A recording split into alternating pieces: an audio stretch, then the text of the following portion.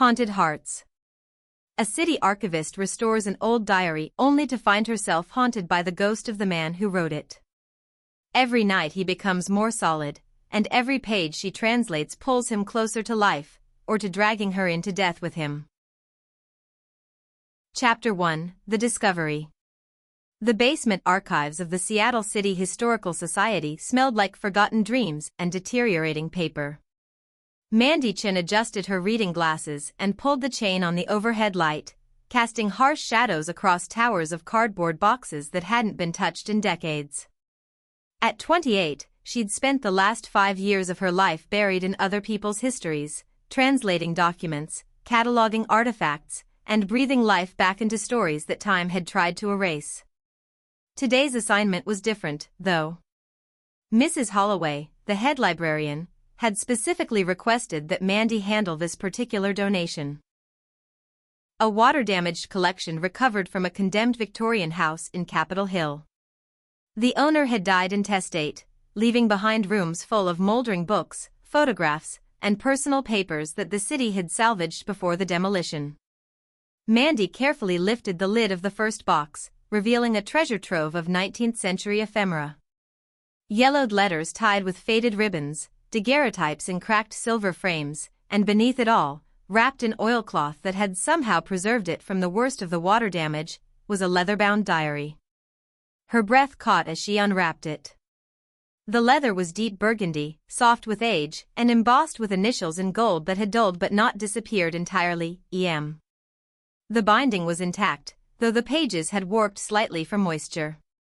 She opened it carefully to the first page, written in elegant copperplate script that spoke of education and refinement. "My name is Edmund Moreau, and I fear I am dying. Not of any illness that a physician might name, but of a loneliness so profound it consumes me like a fever. If anyone should find this record, know that I lived, that I loved, and that love destroyed me as surely as any blade." Mandy felt a chill run down her spine that had nothing to do with the basement's perpetual dampness. There was something about the handwriting, so precise, so desperate, that made her feel as though Edmund Moreau was sitting right beside her, guiding her hand across the page. She flipped through the diary carefully. Many of the entries were in English, but scattered throughout were passages in what appeared to be French, written in the same elegant hand but somehow more frantic, as if Edmund had switched languages when his emotions became too intense for his adopted tongue. Je ne peux pas continuer ainsi. Elle me hante même dans la mort. Mandy's French was rusty, she'd studied it in college but hadn't used it professionally in years. But she could make out enough to understand that Edmund had been tormented by someone, even beyond death.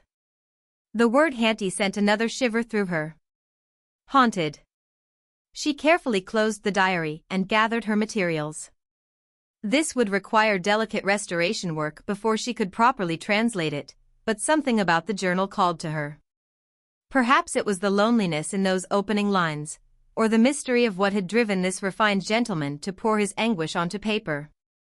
Whatever it was, Mandy found herself looking forward to spending time with Edmund Moreau's words.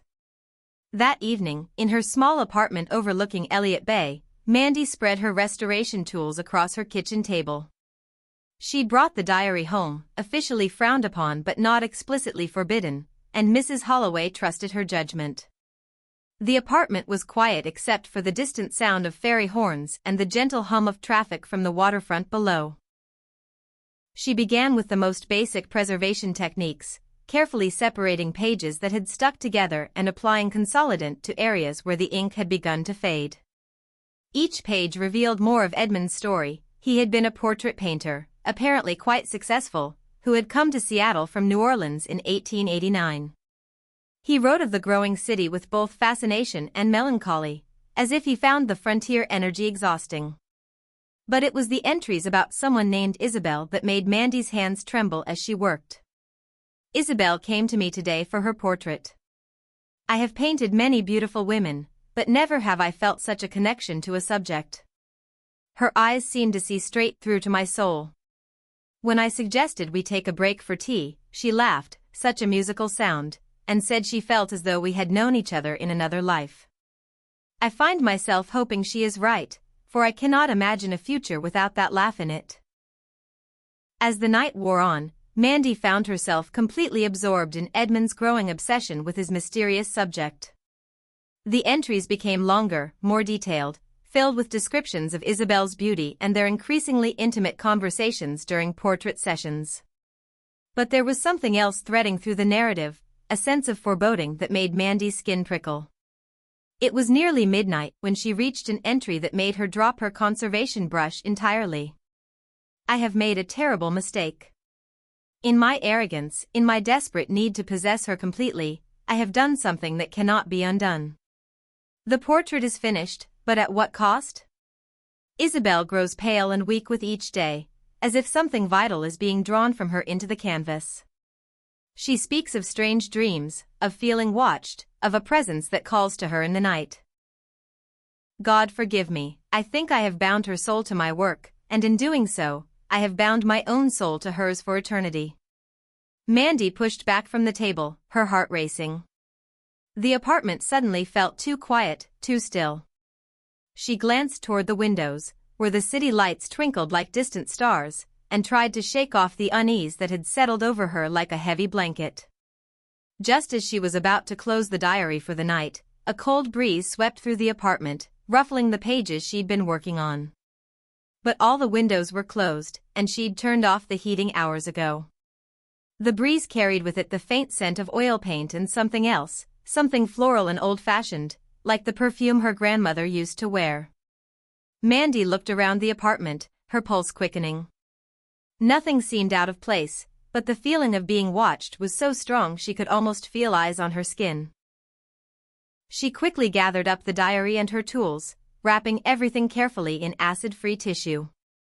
Just tired, she whispered to herself, but her voice sounded unnaturally loud in the silence. Too much work, too much caffeine. But as she prepared for bed, she couldn't shake the feeling that bringing Edmund Moreau's diary into her home had changed something fundamental about the space. The shadows seemed deeper, the silence more profound. And when she finally fell asleep, her dreams were filled with the sound of a man's voice calling out for someone named Isabel, his words echoing with a longing so intense it felt like physical pain.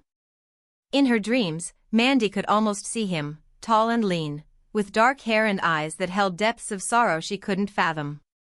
He stood in a room filled with portraits, but his gaze was fixed on something beyond the canvas, something just out of reach. "She's gone," he whispered in the dream, his voice carrying the weight of a century's worth of regret. "But the binding remains. It will always remain." Mandy woke with a start, her heart pounding and the taste of old roses in her mouth. The apartment was still dark, still quiet, but something had changed. On her nightstand, where she'd left nothing but her alarm clock and a glass of water, sat a single white rose, its petals perfect despite being impossibly fresh. She reached out with trembling fingers to touch it, and the moment her skin made contact with the petals, she heard it, a man's voice, soft and cultured, speaking just behind her left ear. "Merci, ma chère. You have given me hope." Chapter 2, First Contact. Mandy bolted upright in bed, her heart hammering against her ribs. The rose was real, she could feel its silk-soft petals between her fingers, could smell its sweet perfume filling her bedroom. But the voice had been so clear, so close, that she could have sworn someone was sitting right beside her on the bed. The digital clock on her nightstand read 3:17 a.m., and the apartment was bathed in the pale glow of streetlights filtering through her sheer curtains. She switched on her bedside lamp, half expecting to see someone standing in the shadows, but the room was empty. "Hello," she whispered, feeling foolish even as the word left her lips. Silence. She examined the rose more carefully. It was perfect, too perfect for something that should have appeared overnight in a locked apartment.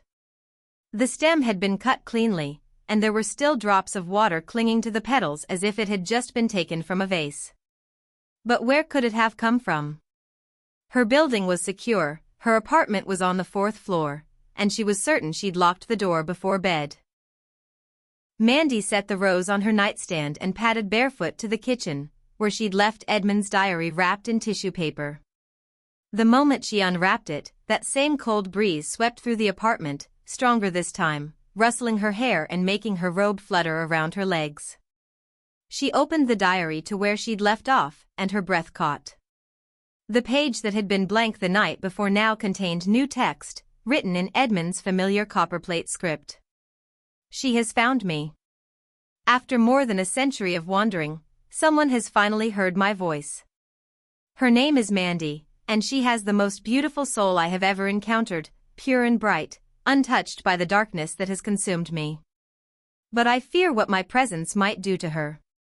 The curse that binds me is not mine alone to bear. Mandy's hands shook as she read the words. This was impossible.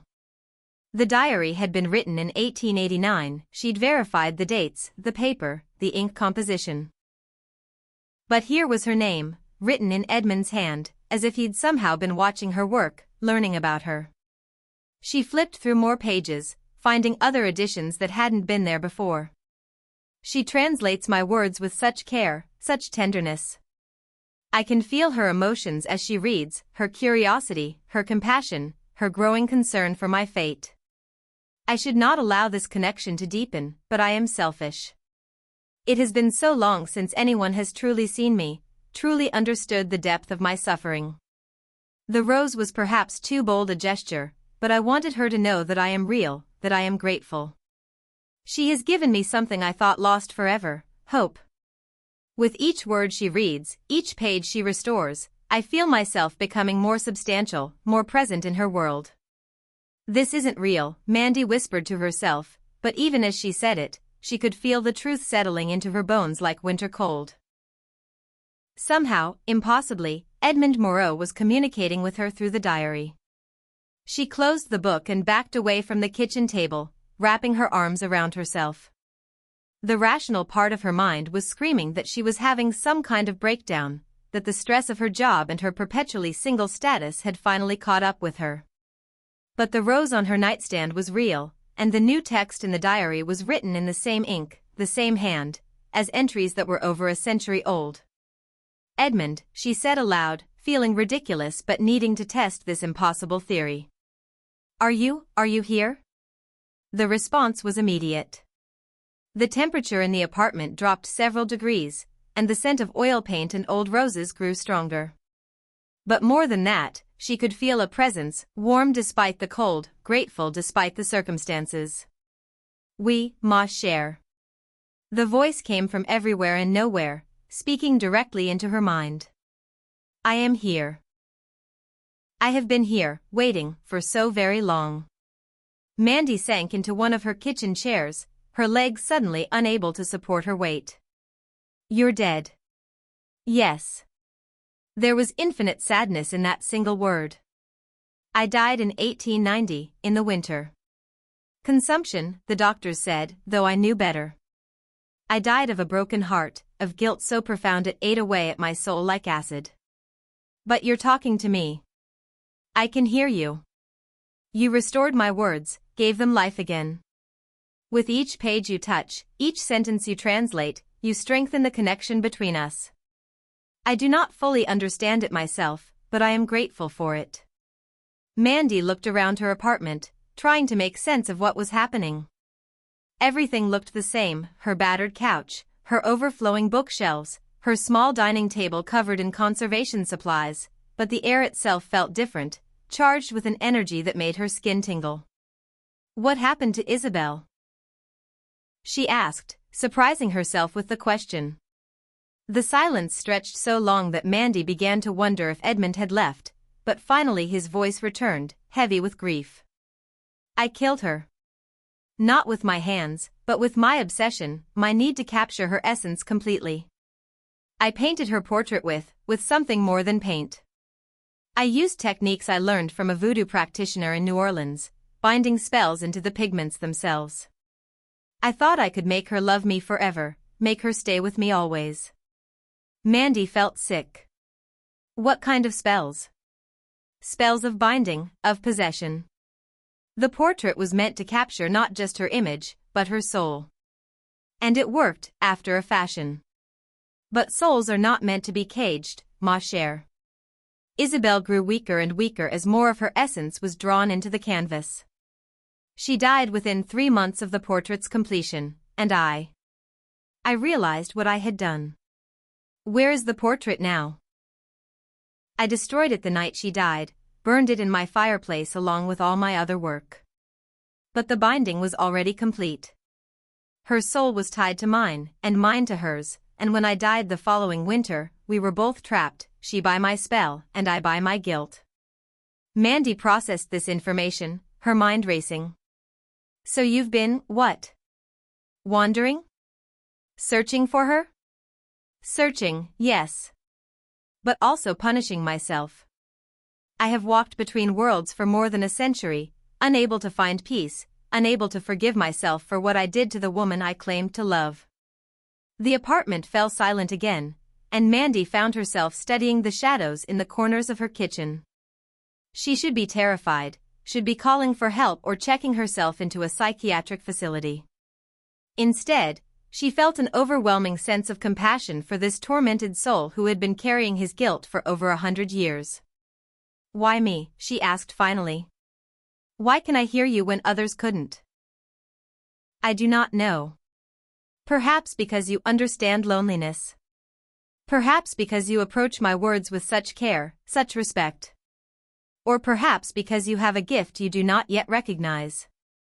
As if summoned by his words, another cold breeze swept through the apartment, but this time Mandy could swear she saw something, a flicker of movement in her peripheral vision, the suggestion of a tall figure standing near her bookshelf. When she turned to look directly, there was nothing there, but the feeling of being watched was stronger than ever. Are you becoming more solid? She asked. Yes. Each night we speak, each page you restore, I become more present in your world. I can feel myself growing stronger, more real. Something in his tone made her uneasy. Is that dangerous? For me, I mean? The pause was longer this time, and when Edmund's voice returned, it carried a note of warning that sent chills down her spine. I pray not, ma chère. But I am not the same man who died in 1890. A century of guilt and searching has changed me, perhaps corrupted me in ways I do not fully understand. The closer I come to your world, the stronger the binding magic becomes. And if I cannot find peace? What? Mandy pressed when he didn't continue. If I cannot find peace, if I cannot break the curse that holds me, then I fear I may drag you down into darkness with me. The magic that binds me seeks always to complete itself, to find balance. It took Isabel from life into death. It may seek to take you from life into something else.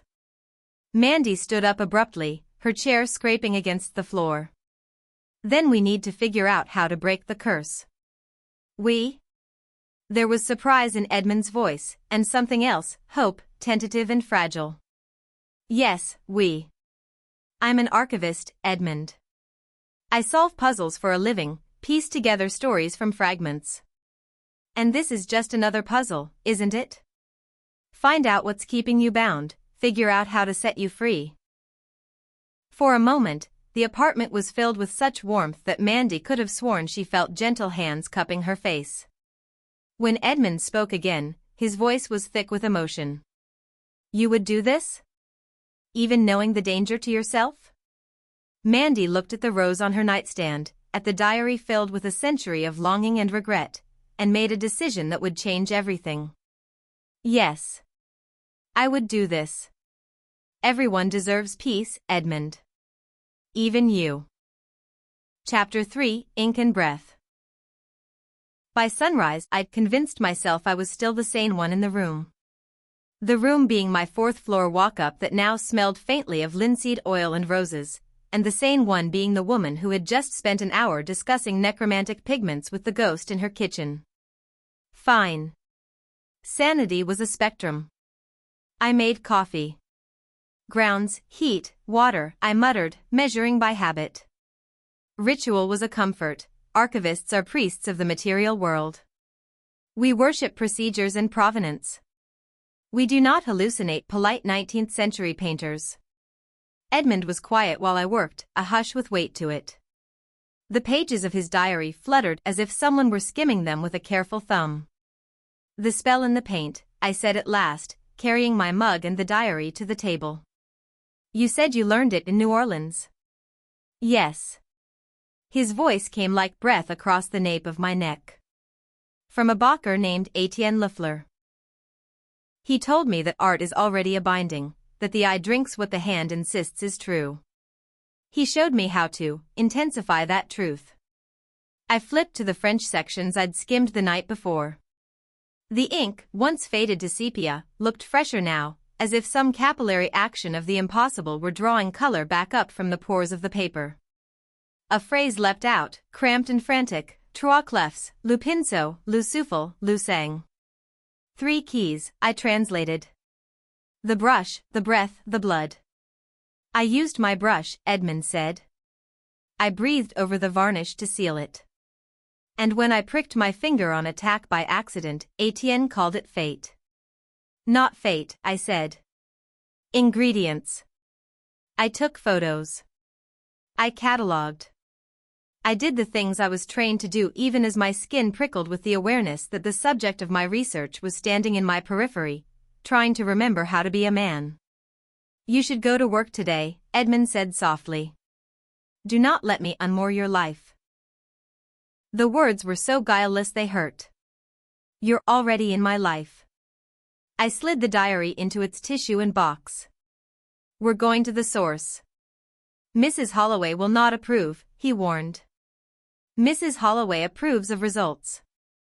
The condemned Victorian on Capitol Hill was gone, just as the city paperwork promised, replaced by a rectangle of chain link around a rectangular scar of dirt.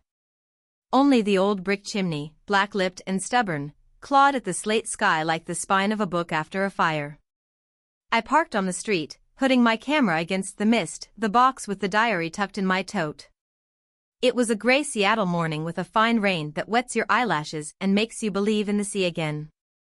"Here," Edmund whispered, nearer than near.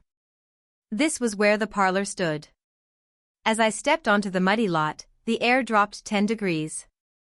The smell of roses cut through damp earth. A figure flickered by the chimney. No face, not yet, just the suggestion of a tall man in a frock coat turned by the wind. My breath stuttered. He was becoming visible. "I burned the portrait in that hearth," he said, his voice thicker, textured now with distance and brick and the way a room remembers sound. "All of them, in truth." I fed my hands to the fire, and the fire ate only canvas. I crouched by the chimney. Embedded in the mortar were flecks of black glassy ash that might once have been pigment ground with oil. I scraped a few into a sample bag. In the mud near the base I found a shard of warped metal, greened with corrosion, a bit of gilded frame. "Isabel," I said into the rain, tasting the name. "Who was she to you before the spell?" "My light," he said simply. "My patron's wife." "The patron," I repeated, turning. "Name?" "Henry Pritchard. A railroad investor. He wanted a portrait to declare his success. Isabel wanted something to breathe." "So you trapped her breath in varnish," I said, deliberately cruel, because it was the only way to keep from being consumed by the tenderness in his voice. The figure by the chimney flinched. The rain came down harder, tamping the world flat. I photographed, documented, bagged, and labeled. And then I did something I'm not proud of. I pressed my palm to the black mouth of the old hearth and said, out loud, "If anything of you is left in this place, Isabel, I'm listening." The lot held its breath. For a beat there was nothing. Then a cold little eddy wound around my wrist, delicate as the touch of a girl arranging her hair before a mirror. The smell changed, roses still, but edged with something bitter, orange peel, or tears dried into lace. A whisper that wasn't Edmund touched my ear, so faint I might have imagined it. "Find my name." Back in the archives, concrete and fluorescent lights reasserted the world. I checked in with Mrs. Holloway, who peered over her glasses at my mud-stained boots and decided to pretend she hadn't seen them.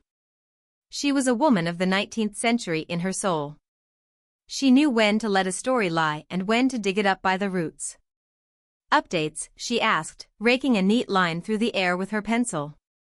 Provenance on the donation, I said, as if I'd just been to records and not to a grave that remembered fire. Do we have the salvage inventory yet? It's on your desk. She paused. And Mandy? Mind the boundaries. Old things ask for attention the way children do. You must teach them manners. Yes, ma'am, I said, because she was right in ways that would keep me up at night. At my desk, the inventory listed trunks of books, 3 boxes of letters, glass negatives, 1 metal tin labeled studio, brushes, sticks, knives, and a heavy wooden chest with a broken lock. The chest had been left unopened pending conservation. Stupid pending, I muttered. The chest sat in quarantine, tagged and lonely as a dog in a shelter. A conservator's lockpick lives in her mind, not her toolkit. Permission is a state of grace. I signed the chain of custody paperwork and carried the thing to my workspace, every step a prayer made of bureaucracy. The lock's bow had snapped, antique iron in its 2nd century of stubbornness. I slid gloved fingers under the lid and eased. The smell that rose was wild and intimate, old wood, linseed, the ghost of tobacco. Inside, neatly arranged in 2 levels of velvet-lined trays, lay Edmund Moreau's hands. Sable brushes black with age. Hog bristles stained with colors that didn't exist in any tube I could name. A maulstick polished by years of breath.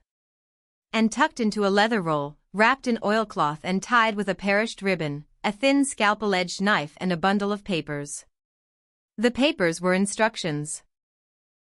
Lafleur's hand, round and careful, set out the 3 keys in French and then in a phonetic English that made me ache. The spells were not gore-splashed movie magic. They were domestic. They were the sort of recipes a clever woman might keep in a tin with her bread cards: tincture of orris for powdering gloves, white vinegar for glass, lamb's blood to wake the paint. Bind image with breath warmer than the sitter's last kiss. Fix with blood finer than any oath. Feed the varnish a name, that the spirit know it is called. At the bottom, in a hurried different script, a warning: do not speak the sitter's true name. Why not? I asked, half to myself, half to the air that always listened now. Because true names are doors, Edmund said from the liminal space behind my shoulder. And doors swing both ways. I traced the ink. He taught you to bind without the name. You went and found it anyway. Silence. A confession the size of a lifetime. Mandy. Mrs. Holloway's voice cut neatly through the moment. There's someone here to see you. The someone was Luis, the museum's photography technician and my favorite living person besides the guy who made croissants 2 doors down. He waggled a bag of pastries to justify his existence and then, because Luis had a sense for temperature the way I have a sense for paper, stopped dead a foot inside my workroom. Why is it freezing in here? He asked. He set the bag down like an offering. And why do I smell roses? Long story. I slid the instructions back into their leather roll, memorizing the curl of the capital L in Lafleur and the place where the ink had blotted at the word blood. Short version: I need you tonight. Romantically, he deadpanned. Because my fiancé will have notes. Spiritually. I told him enough to make the color drain from his face without making him run. Luis is a skeptic with a patient heart.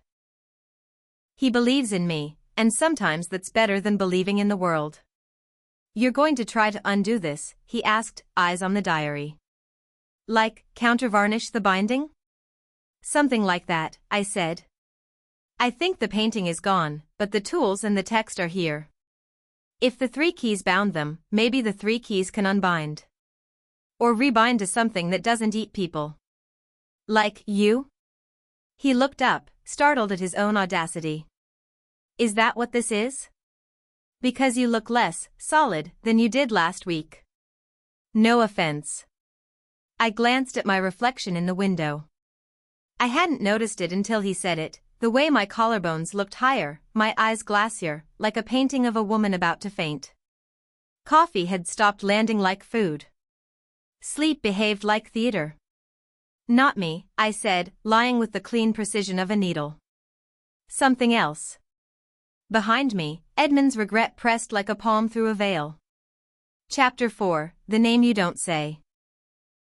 I found her in the city archives 2 floors up from my desk, in the brittle pages of the Seattle Post-Intelligencer from 1890 and in the marriage registers from 1888. Isabelle Delacroix had stepped off a boat from New Orleans wearing a dress at least 1 season out of date and a smile the society column described as too forward to be properly pitiable. She married Henry Pritchard 3 months later. The paper did not record whether love or money officiated. She died in January of 1890. Pale decline, the obituary said. An angel called early. Not consumption, then. Not clearly. Not something any decent newspaper in 1890 wanted to name.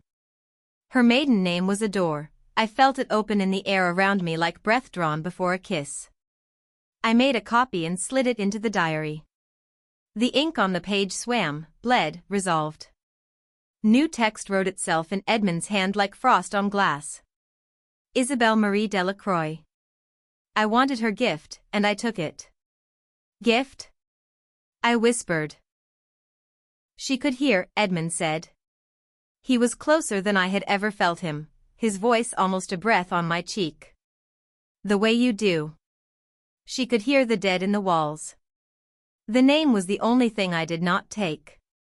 Because you didn't know it, I said. Yes. I had to stand up then. I had to move. I had to shake out the shudder trying to settle into my bones. He had loved her and he had taken her apart like a craftsman taking apart a clock to see how the wheels married. He had been a man of his time, love meant keep, and keep meant cage. Let's say we can undo this, I said, more to the walls than to him, because I could not bear the rawness in his voice. Let's say the 3 keys can be turned backwards. What does that look like? You will need breath stronger than mine, Edmund said. Blood that owes me nothing. A brush that remembers. Her brush, I said, thinking of the leather roll, the tools that had belonged to his studio but might have also touched her hands. It was a painter's superstition to have a sitter lift the brush, to let the subject's breath fog the varnish for luck. He'd probably thought he was sharing intimacy. He had been writing a theft. And the name, he said reluctantly. We will have to say it. Carefully. At the right time. Otherwise the door opens toward you.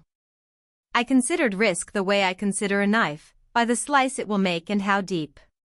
We do it at the hearth, I said. Where it was done. Where it was undone. Fire remembers. You will need a circle, said a new voice. I started so hard I smacked my knee on the desk. Mrs. Holloway stood in the doorway, composed as ever, but her eyes had gone thin at the edges in the way they did when she was either very moved or very angry. It was never easy to tell which until she started to cry or fire you. I heard enough to be concerned, she said. I heard enough to recall that our insurance premiums do not cover necromancy. And still I brought you this. She set a small box on my desk. Inside lay a tin of powdered salt that had been in the conservation lab longer than I had, a stick of chalk, and a little linen bag with a scent I knew from my grandmother's kitchen in Chinatown, mugwort and camphor. A protection sachet. My throat went tight. My mother believed in kitchen magic, Mrs. Holloway said briskly, as if she were simply issuing gloves. I prefer gloves. But both have their uses. And, Miss Chun, I am not blind. You look depleted. I'm fine, I lied, which is what women who are in love with trouble always say. You will not do this alone, she said. I will overlook the rule regarding friends in the lab if you bring Mr. Martinez on this errand and assign him a task that takes 2 hands. Yes, ma'am, I said. We were both pretending we weren't terrified. It was a courtesy I would not forget. Chapter 5, Wax and Bone. Night fell early in September when the clouds squatted and refused to move. We drove to Capitol Hill with the chest of tools, the diary, the sachet tucked into my jacket pocket, and Luis in the passenger seat trying to look like he wasn't composing a farewell text to his fiancée. The lot glistened like a wound as we climbed through the cut lock in the chain link. The world went very quiet at the center of the scar. No traffic noise, no dogs.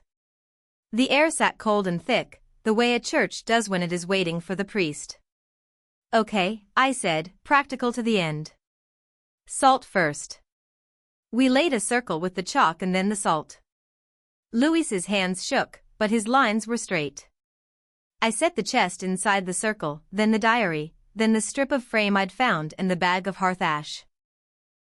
In the center I laid a square of primed canvas I'd stretched in my kitchen that afternoon like a fool and a woman who knows that sometimes the second answer looks like the first question with a different verb. "What's that for?" Luis asked.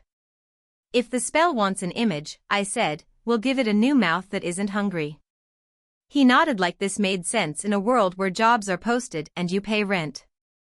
The roses came first. They stalked out of the night like scent on 2 feet. Then the figure by the chimney, edges wobbling as if reality were an ill-adjusted camera. Then the shape of a woman seated by an imaginary window, hands folded in her lap in the posture taught to girls who were never asked what they wanted, the good girl who haunts herself. "Isabel?" I asked. My words smoked in the sudden cold. At the edge of the circle, the air shivered. She did not look at me. She looked at Edmund and did not quite meet his eyes. "Forgive me," he said, breaking on the word like a wave. "Oh, my darling, forgive me." The rose scent went bitter. The woman's silhouette shook her head once, a queen-denying petition. Then she looked at me. "Find my name," the whisper said again, stronger now. "Say it right." I took a breath that hurt my throat. I set the brush in my hand and held the bristles to my mouth without touching them. Inhale. Exhale. Breath warmer than a last kiss. Then I pricked my finger with the scalpel and let a single drop fall to the center of the waiting canvas.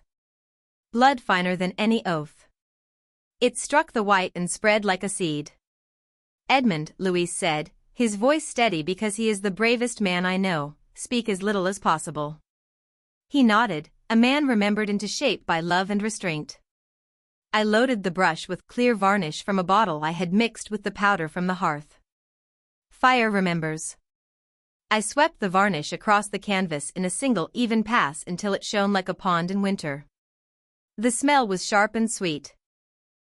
Roses and resin, ghosts and trees. "Ready?"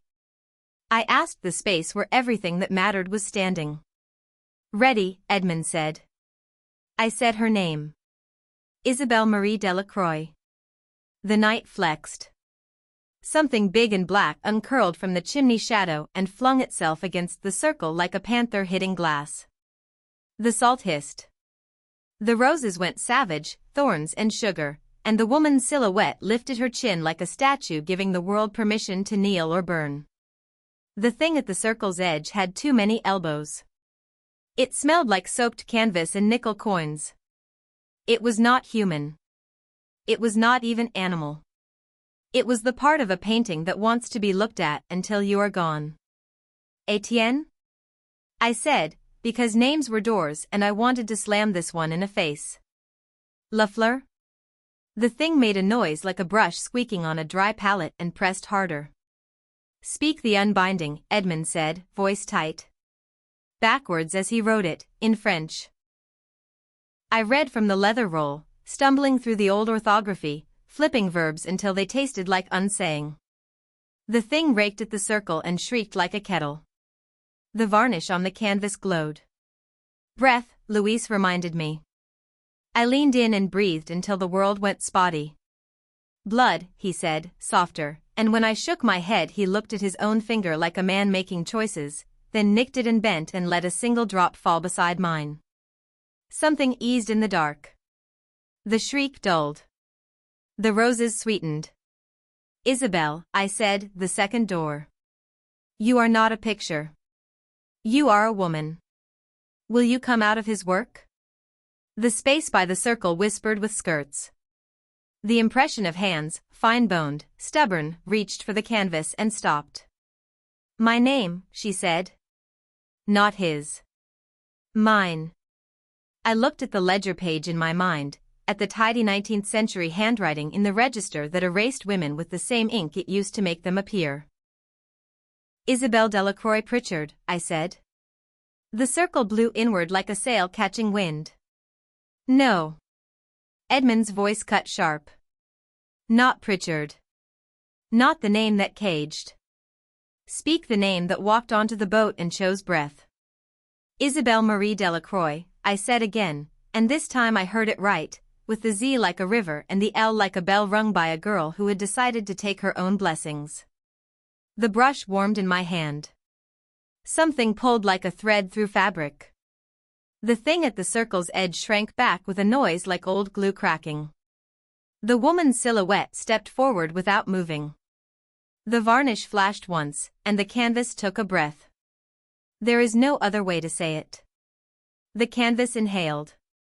When the air moved again, the roses were only roses. The cold eased. The silhouette by the circle was gone, and the shape by the chimney was on his knees, hands clasped, forehead bowed to the dirt no longer there. And I, who had not prayed since I was 11 and my mother forgot to come home, said thank you to a woman I would never meet while living. What did we do? Louise asked, shaking. We gave her a door that opened the right way, I said. My whole body trembled, the kind of tremble you get after making a promise you cannot walk away from. We unhooked the image from the appetite. And him? He nodded to Edmund, who was breathing. Ghosts do not breathe. Edmund was breathing. Slow. Deep. Like a man who remembered how. Chapter 6, The Cost. For 3 days I slept like I had been drugged by a kind doctor in another century. When I woke, the world had shifted half a degree to the left. Coffee tasted like food again. My reflection had weight. My bones belonged to me. Edmund, on the other hand, belonged more than he had in 135 years. He showed himself by degree like a Polaroid. First breath, then shadow, then skin with a mistake in it, too smooth, like marble pretending to be flesh. He could move small things now, a coin on my table, the hem of my sweater. He could open books. He stood at my window and stared at Elliott Bay as if water were an invention he had not expected to survive him. Isabel? I asked on the second afternoon when the light climbed the buildings like someone remembering an old song. Gone, he said softly. Not lost. Gone. Like a boat at high tide with its sails full. He did not say my name the way he had said hers. He did not say ma chère. He said Mandy like a man learning how to ask a woman if she might want to be touched without being taken. Good, I said, because it was, and because it carved space where something tender could grow with a better shape. We took the canvas to the lab. Under raking light, the surface showed a faint bloom of crystals, as if tears had dried there. No image. Nothing devoured. Just a mouth closed around air and then satisfied. I wrote the report Mrs. Holloway required and the report Mrs. Holloway would never put in the file. Louise took photos that the museum would call test exposures and that he would, privately, leave at my door as proof that the world is larger than a lens can hold. I started translating the diary in earnest. Edmund's English entries were clear. His French ones wove and stuttered and, at their worst, clawed at the paper like hands on a door. I did not censor what he had been. I did not forgive him on the page. I did not hang him either. I did what archivists do, I made sure that the future could see, and that the seeing would be precise. At night he came back stronger. We fell into a rhythm of talking that felt like standing by the sea and letting waves speak through your knees. He told me about New Orleans in 1888 and Seattle after the Great Fire, about painting men who believed that owning a likeness meant owning a life. He told me about the first time he had seen his own brush make light where there had been none, and the first time he had realized he had used that light to blind himself. I told him about bowing to boxes because they contained the past and how power can be quiet and sharp as a bone needle. I told him about the way the city smells different after midnight and the way a fairy horn can seem like forgiveness at 3 a.m. I told him about the day I learned that some mothers choose distance because it is easier than choosing you. We did not touch. We learned each other the way old people read. With attention. On the fourth night, he reached for my wrist without thinking, and his fingers went through me like a hand through the surface of a pond. We both gasped. The cold was a clean cut and then it was gone. I am sorry, he said, flinching. I forget that I am not alive? I said. Yes. It sat between us like a small polite animal waiting to be fed. Then we'll make a plan, I said, surprising myself with the steadiness in my voice. We turned the keys one way to free Isabel. We see if there's a way to turn them again to seat you in a body that isn't just borrowed. Mandy, he said, the shape of my name different now. There will be a cost. There's always a cost, I said. The trick is paying the right one. Chapter 7, The Third Key. 2 things you learn fast when you start dealing with ghosts: your phone battery will never be charged, and knowledge comes at you sideways. The sideways this time was a trolley-sized monograph in the rare books room with the charming title on the Properties of Dispersed Matter, Spiritualist Practices in the American West, 1870 to 1910. The author, a progressive-era physician with more curiosity than fear, recorded an attempt by a Seattle medium named Moreau to materialize her dead sister for an hour using 3 conductors, a breath vessel, a lamp of warm oil, a blood pledge from a willing relative, and unbrass, a brush, carved from a wood the sister had owned. 3 again, I said, tapping the page. Breath, blood, brush. In reverse, Edmund said over my shoulder. Into the world this time, not out of it. The doctor had been skeptical, of course. He had also been thorough. The medium had succeeded at exactly one thing, making a hand appear that touched the doctor's sleeve and left the faintest smudge of oil. The hand had been warm. The doctor's verdict, a theater of grief. His notes on the instruments, however, were meticulous. The brush had been carved from a fan the sister had used as a girl. The oil was rose. The blood came from the medium herself. Moret's sister stayed 15 minutes, said a name 3 times, and left laughing. Rose oil, I murmured, swallowing a hysterical little sound that might have been a laugh. Of course. Would you really do this? Edmund asked. He was behind me, not touching, his sorrow finally quiet enough that it didn't thrum the air. Would you offer blood for me? Already did, I said. It felt like a down payment.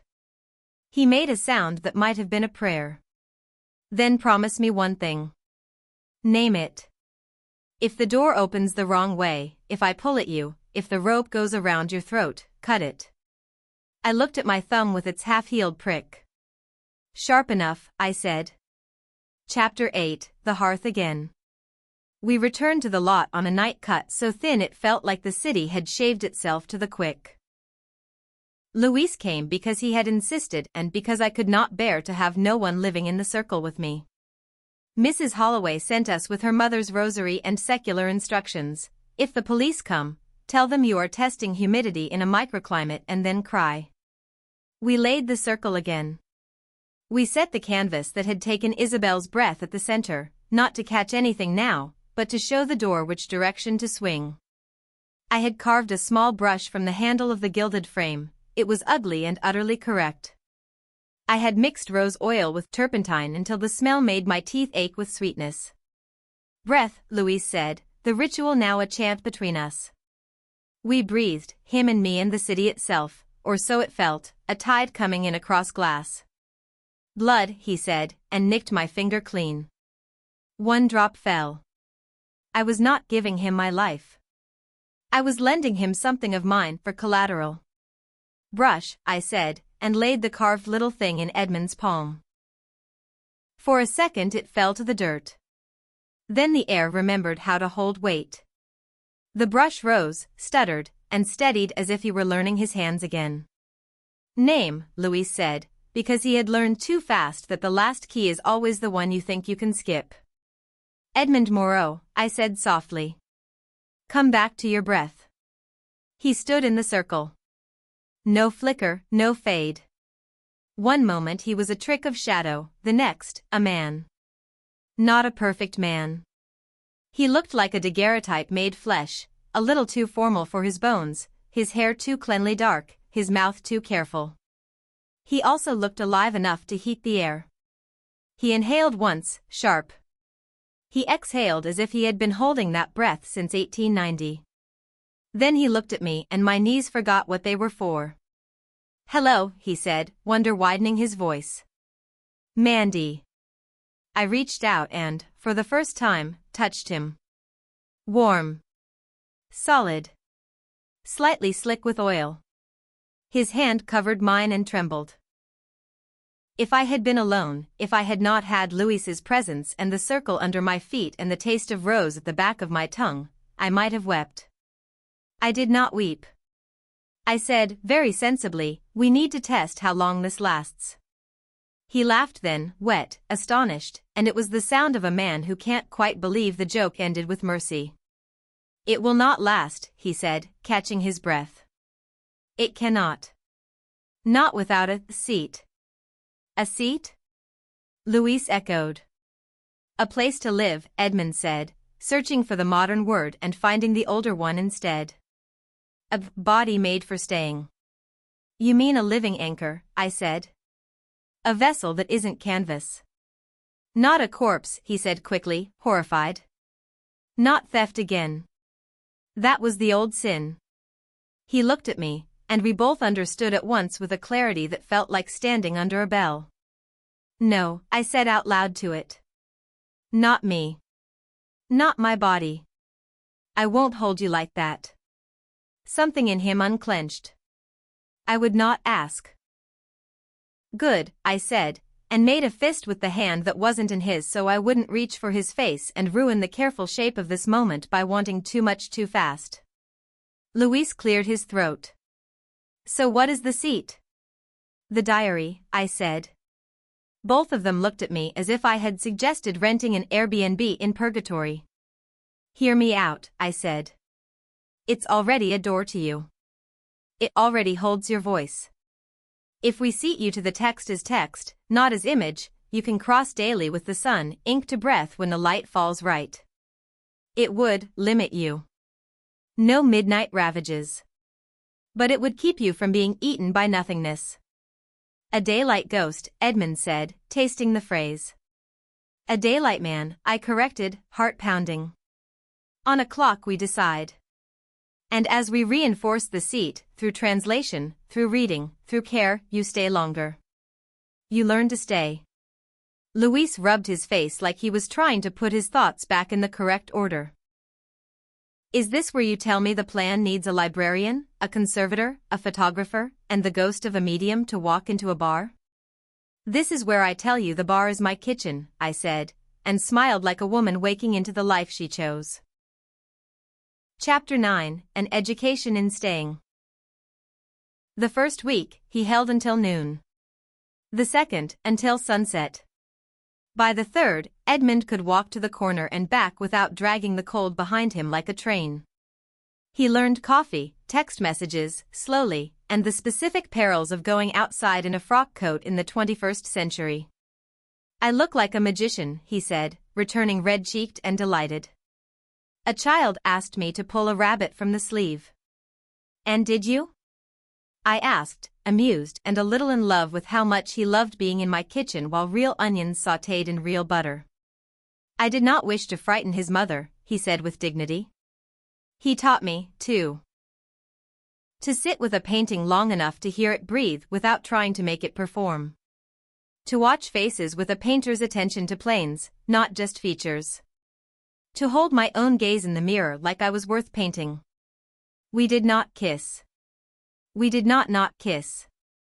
The space around our bodies acquired charge, the air between our mouths became a tautness we both respected. Desire is a key. We were saving ours. He read his own diary slowly, one entry per day like medicine.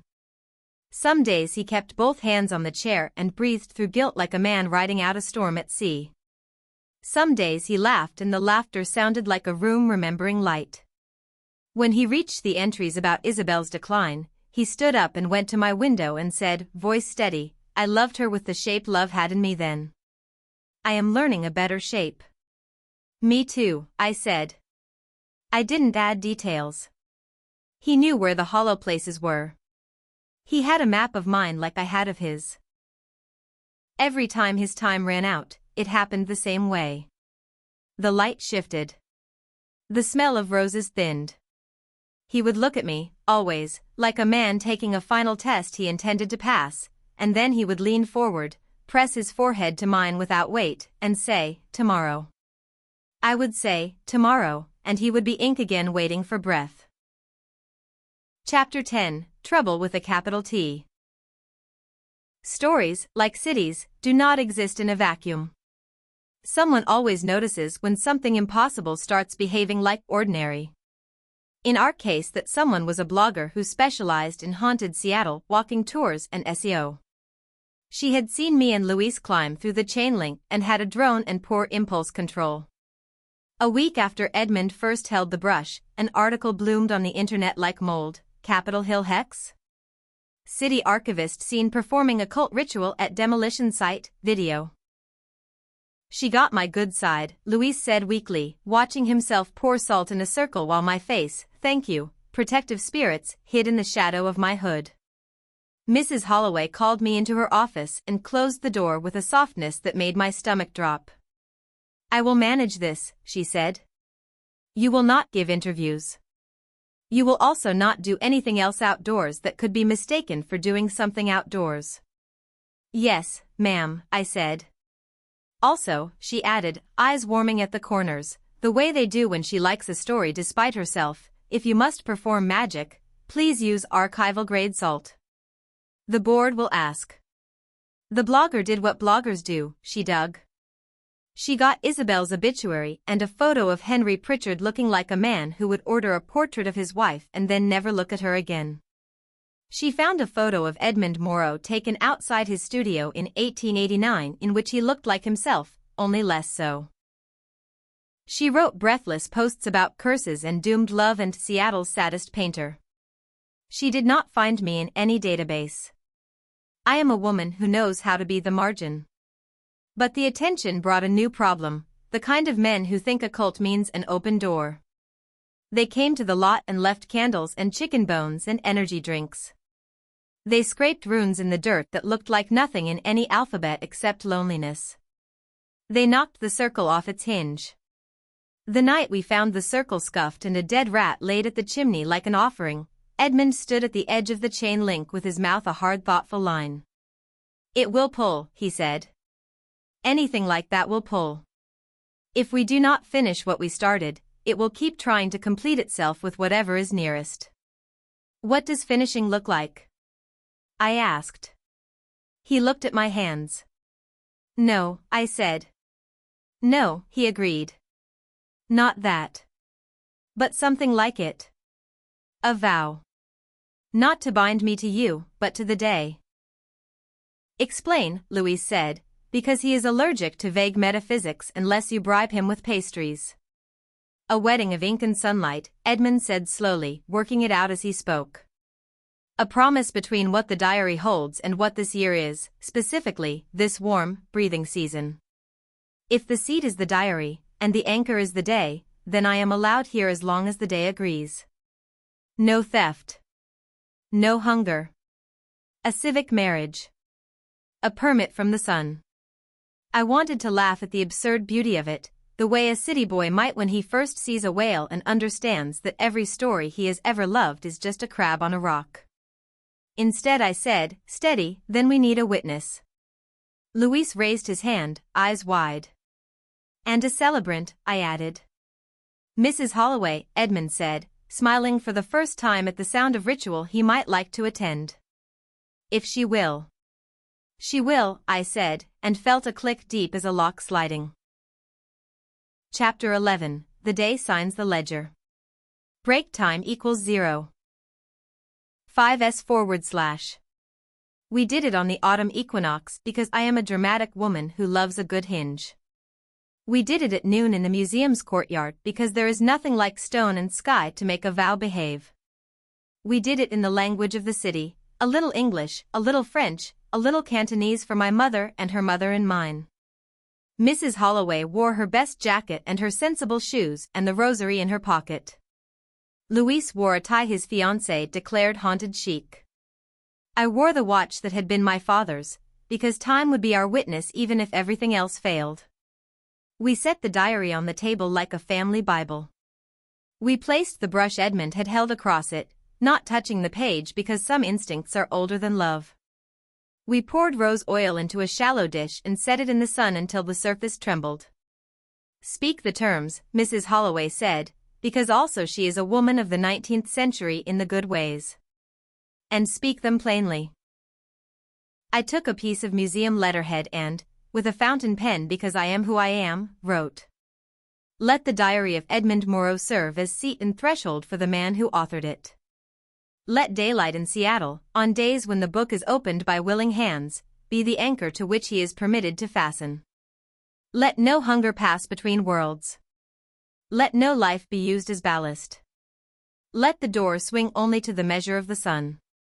I read it out loud in English. Edmund read it in French. Mrs. Holloway translated into the simple Cantonese her mother had used when she asked for mercy at church. Then we all breathed across the page. I pricked my finger. Louis pricked his.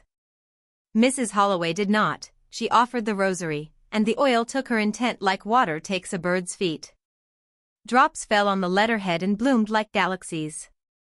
Do you consent? She asked Edmund, eyes like pins fixing a butterfly.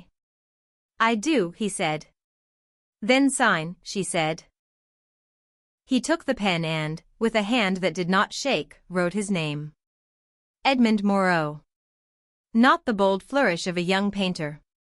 The hand of a man who understood contracts. We let the sun dry the ink. No bells rang. No angels borrowed the air. The oil cooled.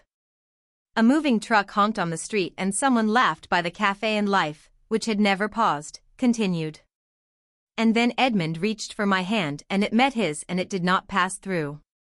The contact was ordinary. The kind of daily touch that makes lives. The kind of thing that lays out years like a table. Hello, he said, very quietly. Wife of my day. Hello, I said back, dizzy with the rightness of the wrong word. Husband of my hours. Mrs. Holloway made a small noise that might have been a cough and might have been a blessing. Louis exhaled a breath he had apparently been holding since 1890. Chapter 12, Weathering. The internet screeched and moved on. It always does.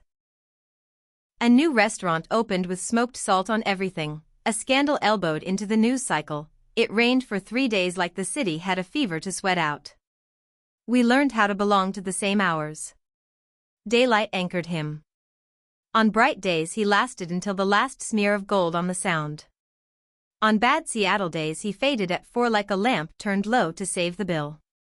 He learned to cook badly and kiss well.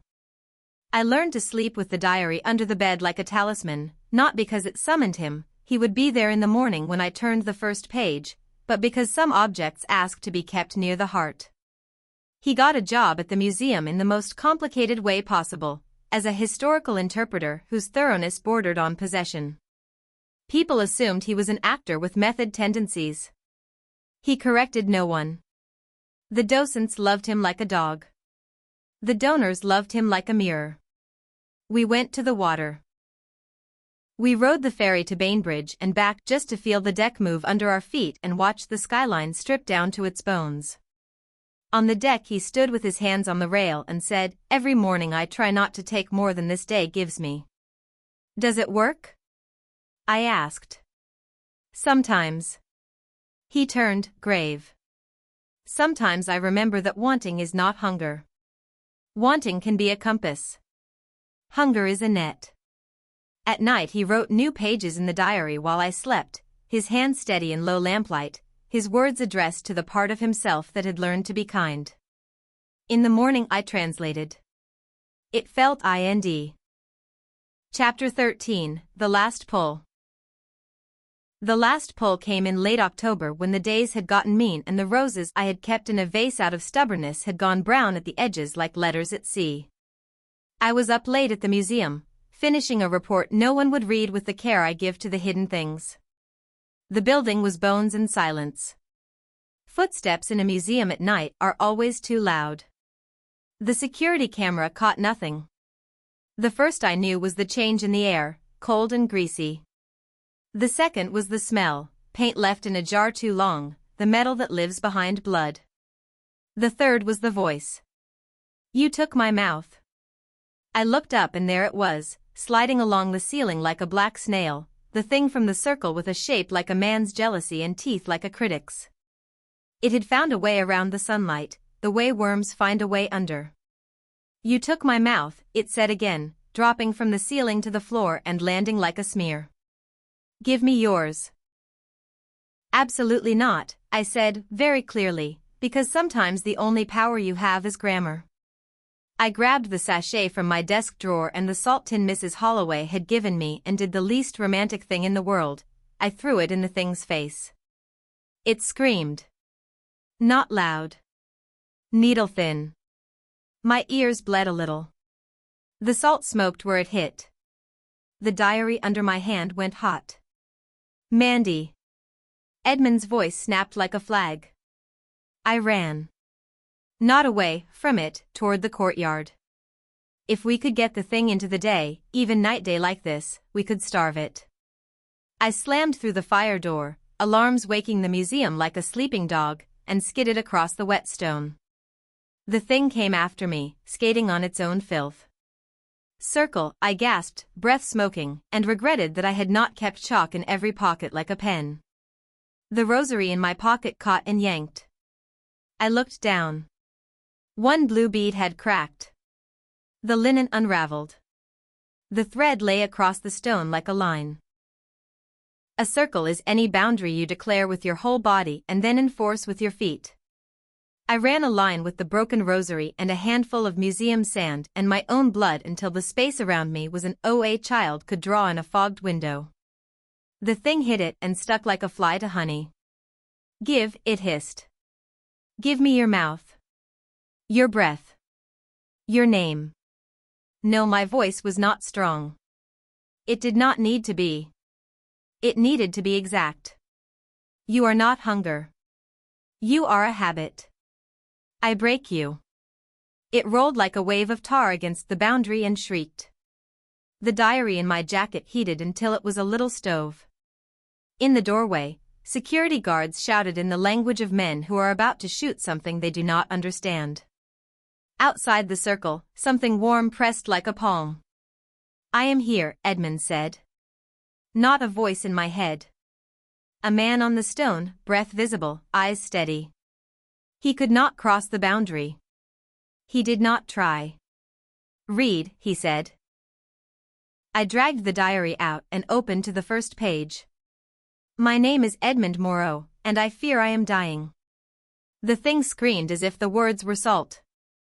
I read anyway. I read his regret back at the dark. I read his love.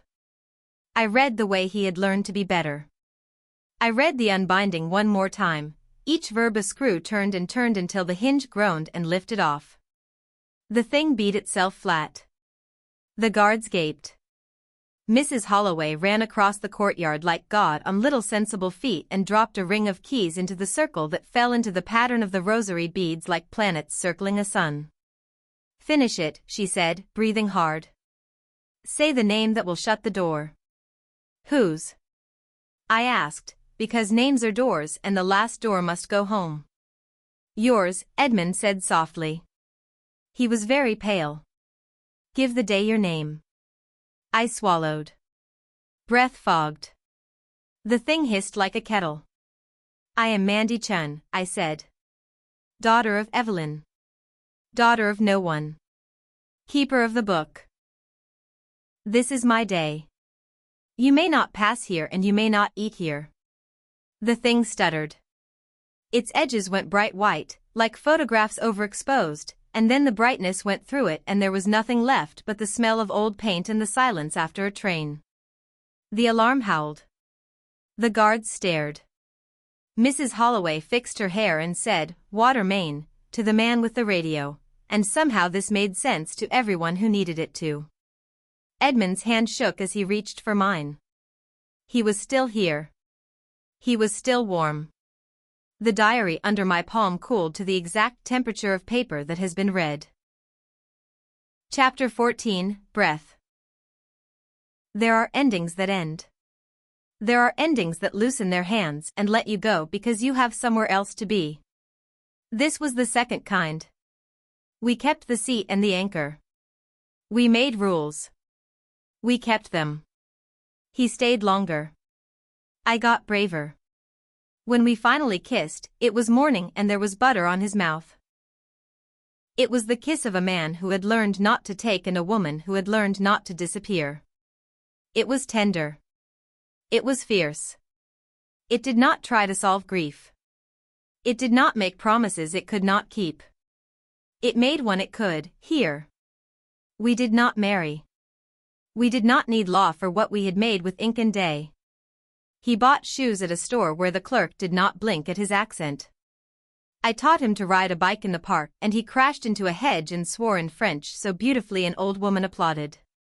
He painted again, small at first, then bigger, and when the museum offered to mount a show of his historical interpretations we said yes with a clause that would make a lawyer weep, all proceeds to fund preservation of Seattle artists unknown to the canon.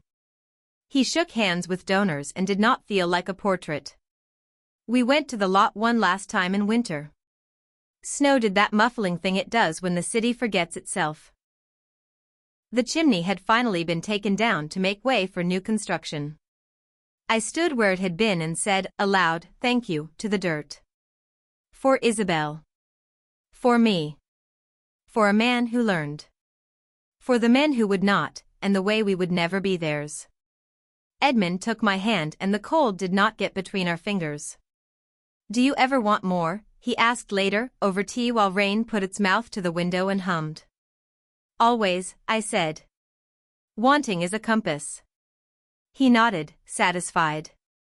"I will die," he said eventually, "because some truths must be spoken to be properly lived with. If I stay long enough, if the day keeps me, if we do this right, I will die again. I would like the next time to be common. To be the ordinary end of a long ordinary love." I put my head on his shoulder and watched steam rise from our cups. "Then we will build a small, stubborn, holy ordinary," I said. Book by book. Day by day. Epilogue, the show. They hung the show in May when the lilacs were doing that extra thing that makes strangers smile. The title was Breathwork. The wall text said it was about materials and memory and the ethics of looking. The wall text was lying, but only a little. People came. Some for the story, which had leaked in the soft way stories do despite our care. Some because they felt something in themselves waking that had slept through a century. Some because there were drinks and small sandwiches. I stood by a canvas that was nothing but varnish and light and watched a girl with headphones cry for 20 seconds and then laugh like a person who has decided to choose herself. I watched a man in a suit take off his glasses and close his eyes and put his fingers lightly to the glass as if he were checking the pulse of a case that might one day hold his heart. Edmund wore a suit that fit the century and the body. He did not brush against people without consent. He did not tell the story as if he were the hero. He talked about breath. He talked about the way the day lifts us if we let it. He talked about a woman who broke a habit in a courtyard with a book and a name. When almost everyone had gone and the room had that after music hush, a woman about 70 with very good posture came up to me and said, "I married the wrong man first." The second one was ordinary as bread. I loved him until he stopped wanting toast. Thank you for telling me, I said, because some offerings do not ask to be taken, only received. She nodded at the canvas. What is that one called? I looked at Edmund. He looked at me. We both smiled a quiet smile that would not have existed in 1890. Haunted hearts, I said. But the haunting is a kind one now. The woman nodded again, satisfied with the shape of that. She squeezed my hand and left, leaving the smell of lavender and a memory of a young girl who had once been told to fold her hands and be still and had chosen, later, to open them and reach. We turned off the lights. We locked the doors. We walked home through a city that had learned to love its ghosts enough to let them go, then keep them in the way that does not trap, in stories, in breath, in the simple fact that two people can stand at a window, touch, and call that a miracle without needing it to be anything else. That night, when he leaned his forehead to mine and said tomorrow, the word tasted like a vow we had both made to the day and to the ordinary, and to the work a heart does when it refuses to starve or steal. Tomorrow came. And then the next day. And then the next.